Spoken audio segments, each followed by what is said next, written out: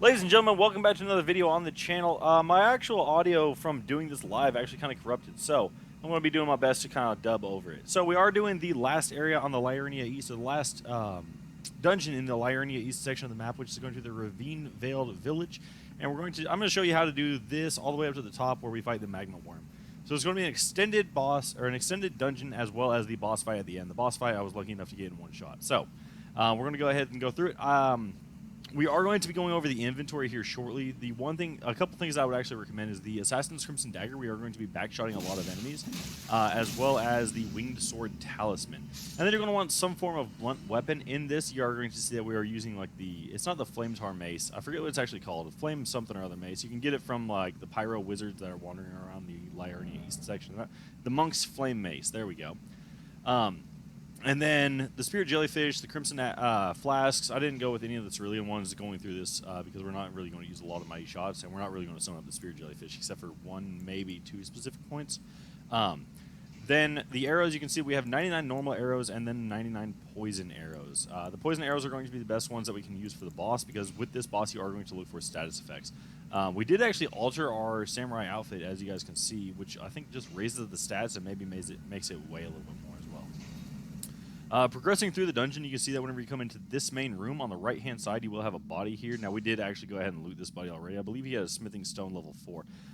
Also, I should take a side right here to note that this is not a dungeon that we're supposed to be going to yet. Because of where it's located, it's technically Liurnia East, but it's also basically like Liurnia, I think it's Liurnia West or whatever, the lake. You're going to be getting crafting materials of a higher level. Instead of like smithing stones 2 and 3, you're going for 4s and 5s here. Coming into this room, you want to be careful. There are these little enemies that lay in ambush. They're completely oblivious whenever you move up on them, but you can go ahead and just get that easy backstab on them. And again, with the Crimson Dagger, fully replenishes your health, or not fully. And then the other thing is going to be those items right there on the ground. Let's see if I can go ahead and point them out right here. These are going to be little poison bombs, and I do believe I'll actually step on one here in a second. The poison status effect is one that you have to be careful of throughout the entirety of this dungeon. Go ahead and kill these other 2 ambushers, grab these 2 smithing stones, again level 4, and then right here on the left-hand side you'll see a corpse with a body, or what am I trying to say, a corpse with an item. I did not see the trap in front of it, but you do get these smithing stone 3. If you do have the correct crafting components that you need to, then you can actually just access your item crafting and craft one of your little green or your neutralizing boluses. Going ahead and taking that, I think it gets rid of your poison and then raises poison resistance. Coming into the next room, we are actually going to take the elevator. There's no way to like climb up like there is to climb down. And you can see that there are various items, or at least one item, located there on the side. So if you're brave, go ahead and jump for that. I opted not to, so I honestly couldn't tell you what that is. If you do know what it is, go ahead and leave a comment in the comment section below. As you can see right here, I'm trying to show that there's no real way to go down the elevator in a similar way that there's no way to go up the elevator. So getting those items is a little bit risky.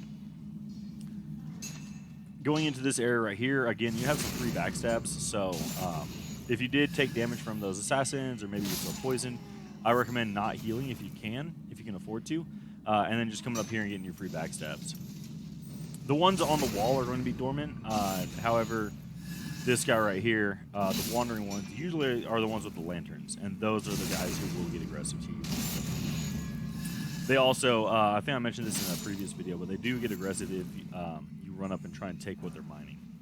That body right there does have the golden rune level 5 on it, which I believe is worth 2,000 souls, give or take, or runes. On the left-hand side here, you do have an ambush, but they're not going to come out just going up here. They're trying to ambush you as you go into it.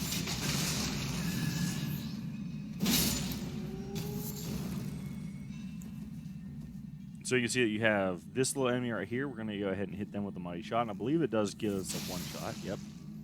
And then I believe they're... Oh, no, it doesn't. They're kind of creepy looking, too. Then you can see that one right there on the right-hand side. They do try to smoke bomb you. It doesn't do any damage or do any kind of status effect to you, so just keep going around. And they do these attacks that have long animation, and here's a lot more poisons right here you can see. So you want to make sure you avoid those. They do have these long animations that leave their recovery frames are quite a bit or quite high, leaving you to be able to get the backstab. Going up there, you have a rune arc that you can grab. There are 2 ambush enemies and then 2 lazy boys.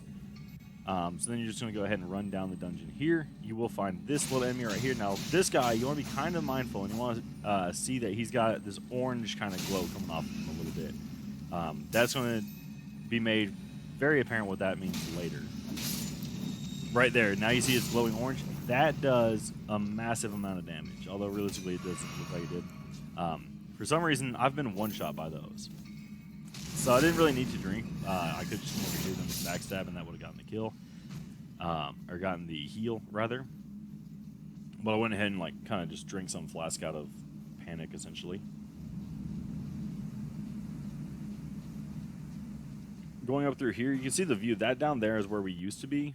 And then we still have quite a bit of climbing to go. We're going to go ahead and activate this site of grace, and then run over to the elevator. Heading up the elevator and going into the outside section of this boss fight, or dungeon, I guess I should say, you are going to run into more bats here. I don't think we had any bats inside the cave itself. We do send back down the elevator in case we die, because this area kind of does ramp up in difficulty as well. Right here you have 1 ambusher on the left-hand side, and then you have this bat kind of hanging here. I think, unfortunately, we did kind of spook the ambusher, so they went ahead and moved back onto us. Again, did a little bit of damage, but it's enough that we can go ahead and heal it back up with backstab. Eventually.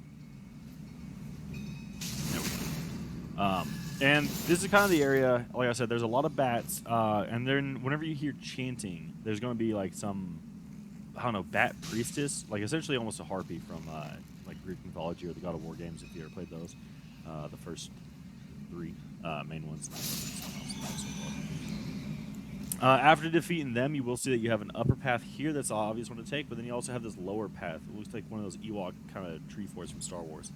Going ahead and hitting that, you will find the Somber Smithing Stone number 4, as well as another enemy that you can use for heals if you need to. And then some more Cracked Crystal.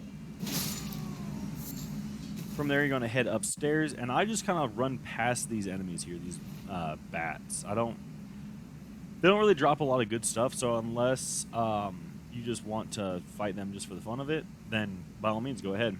We will climb up this area right here, because there's 1 item up at the top. I want to say it's Golden Rune 5. We'll head back, jump across here, and then jump across here. That will give you, Somber Smithing Stone 3, actually. Dropping down, you will see that there are 2 bats right here harvesting or eating whatever that corpse is. Pick up the Golden Rune 4 off of it, and then run behind the ladder and grab the Somber Smith, or I'm trying to say Somber, grab the Smithing Stone level 4. Don't read the message or you'll mess it up, and at that point we're going to go ahead and try and pull the bats away from the ladder. If you are on the ladder and you take a lot of damage, obviously you're going to be pushed off of it, which is not the best. So take 2, we actually go ahead and grab the ladder. We're going to head up, and you can see we still take a hit, but it's nothing really terrible. This next area is going to be where we find the first bat harpy thing, and it's at the end of this. So we can go ahead and dispatch these 2 with relative ease and pick up the item on the wall and the item that they were chewing on, which is the Golden Rune 5 and the Smithing Stone 4.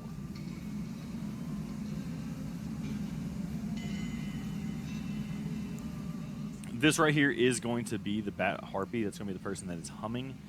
She does a good amount of damage and has different attacks than the bats themselves. She does a lot of poison damage, and then she has a scream attack that actually does a good amount of damage, as well as a grab attack into a scream that, for me, was a 1-hit KO.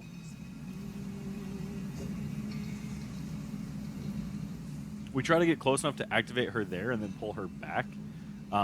The whole goal here is to get her away from... Oh, and I should also mention that whenever you get close to her, she does activate this bat swarm.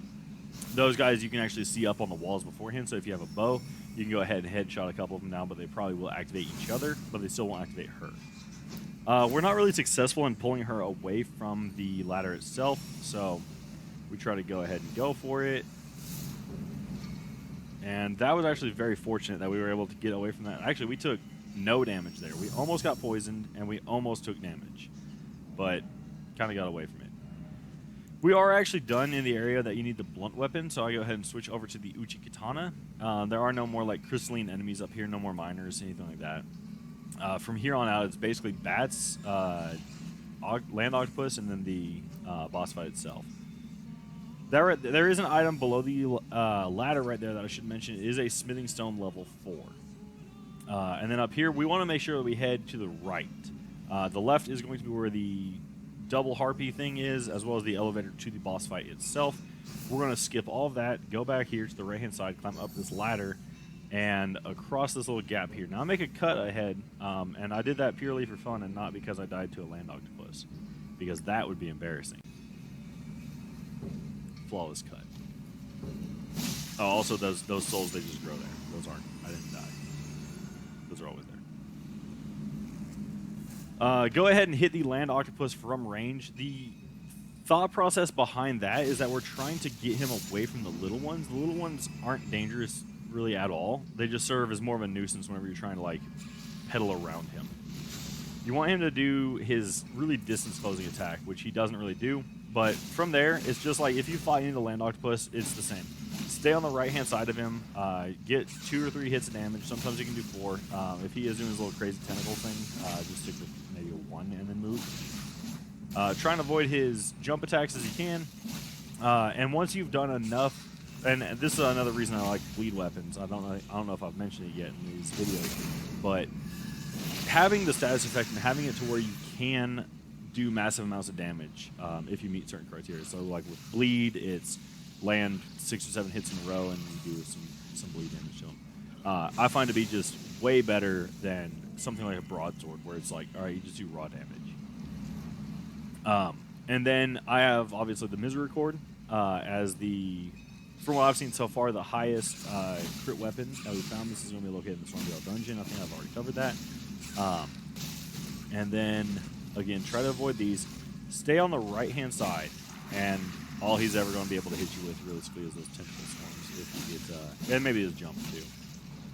And most of the time, it's only if you do 3D.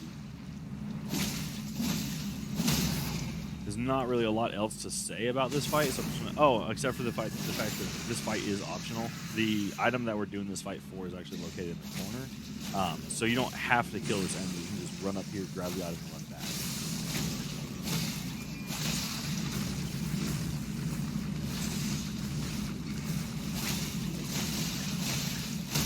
We got kind of fortunate there that we did not get interrupted by the small guy.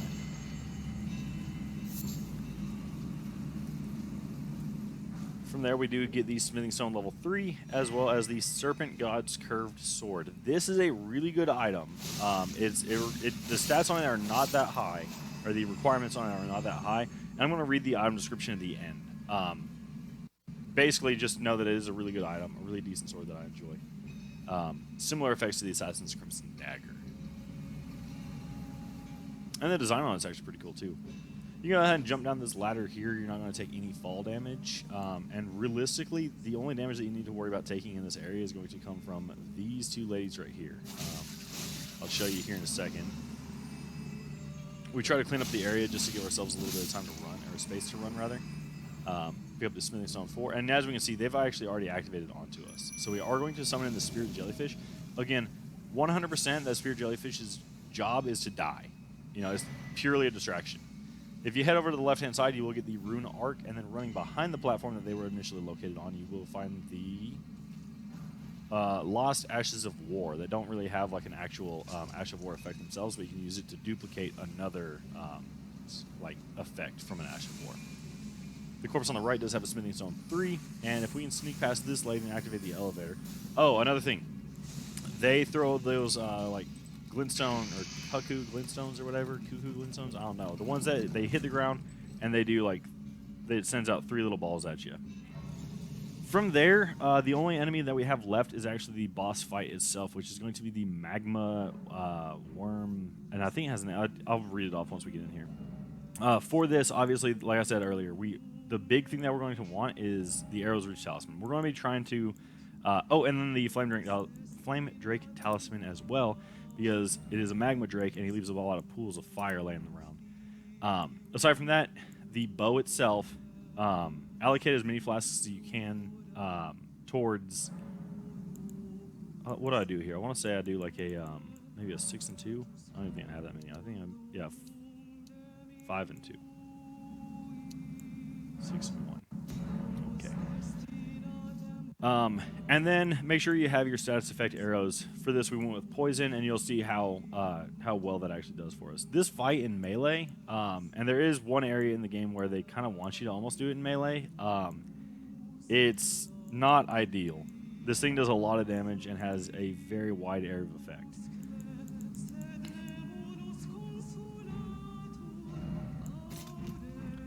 You can summon in the assistants on this. It's an NPC, Great Horned Tragoth. I have not found him to be particularly useful.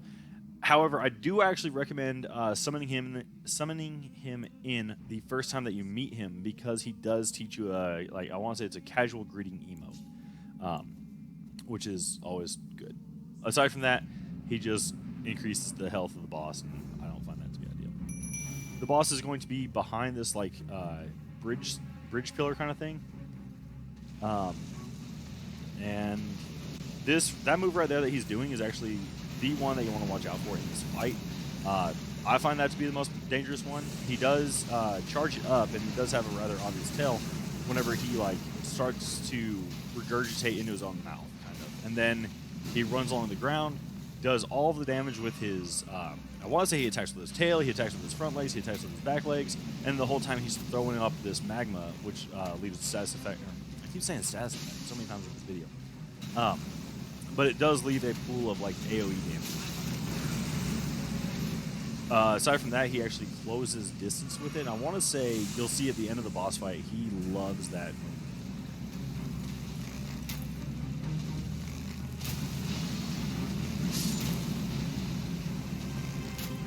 So the jellyfish did not help us out too much, but we can see that we did actually apply a poison to him. From here, we want to switch over to just regular arrows and go for the mighty shots as time allows and as distance allows. Like I said, that move right there, the amount of distance that he was able to close while basically being completely immune to any kind of melee attack and leaving behind that pool of magma is it's a lot. Once your summon is gone and he's only targeted on you, I recommend using this pillar that's in the middle of the room to dance around him.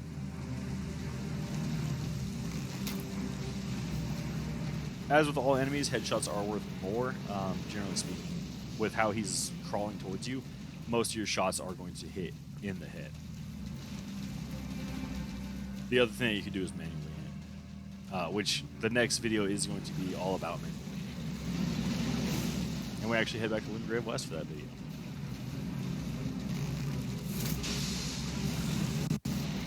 Here's a regurgitation move, and there's times where he'll just string this move back to back.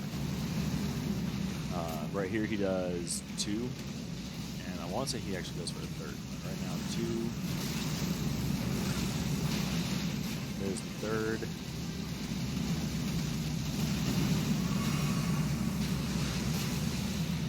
There's the fourth one. I find this move to be annoying, personally. As we can see right now, the poison has worn off, so we're going to go ahead and get him back into the poison effect. The good thing is, once he reaches about half health, which he's doing right now, he goes up on 2 legs. And in my opinion, he's less dangerous in this phase of the fight, because he stops doing that specific move, where he's just crawling on his belly, trying to regurgitate a bunch of lava at you. Magma Wyrm Macaw, by the way, that's his name. He does have those moves, but again, if you're a distance fighter, then you don't have a lot to worry about, especially in stage 2 of the fight. That move does close distance, where he kind of does a little ballerina swirl. I don't think that's the actual name of the move. I hope not. But that one will close distance quite a bit. We got lucky because he was behind that pillar. Right here we can see that he is actually back to being poisoned, so we're going to go ahead and stop with the poisoned arrows.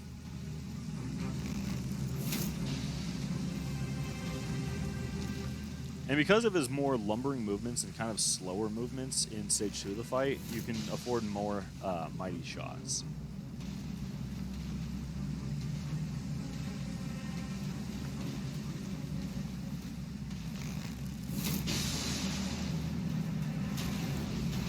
Again, with that move, we got him stuck behind the pillar, so it's not even like really a good demonstration of the amount of distance that he can close with that. But it does go to highlight why the central pillar in this room is so useful. There are times where he just kind of walks off like that, kind of a big dumb Godzilla. And I'm not really sure why.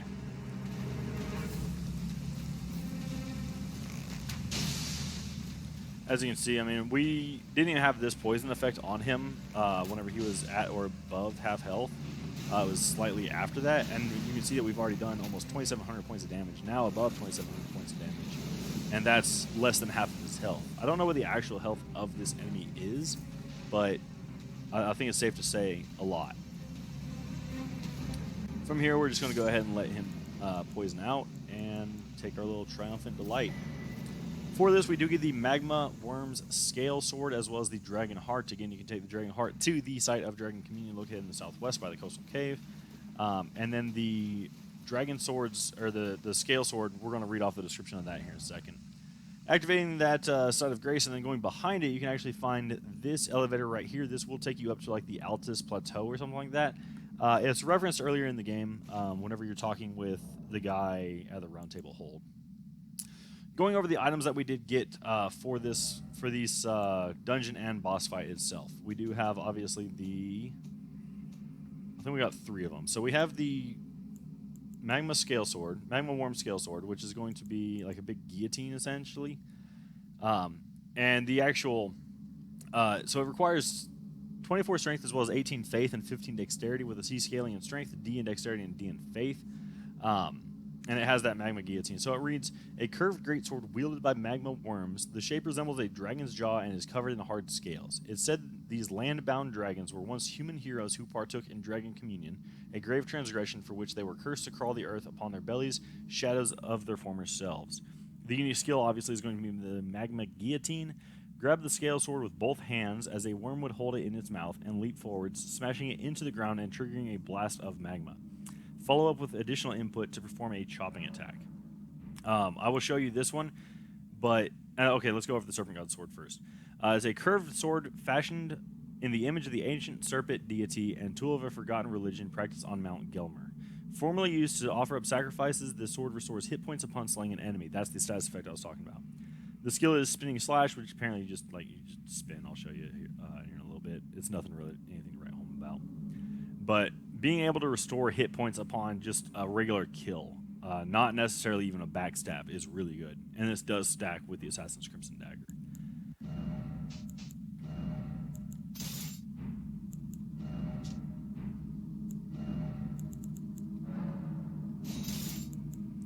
So we will not be showing like the magma effect that we have with this scale sword because we don't have the necessary faith requirement, but we'll be showing the moveset off.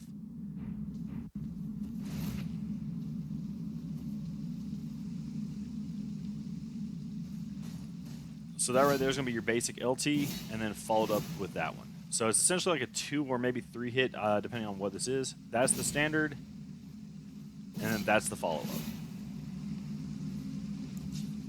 Then switching over to the Serpent's God Straight Sword, that's the spin, and then, you know, if we do the follow-up, that's basically it. It's kind of a lamer version of the 2, but I do enjoy the effect of it. That's going to be it for the dungeon and the boss fight. If you guys did like, don't forget to leave a like, subscribe to the channel, or at least consider it, and then comment down below, tell me what you guys think or what kind of bosses you guys want me to fight in the future.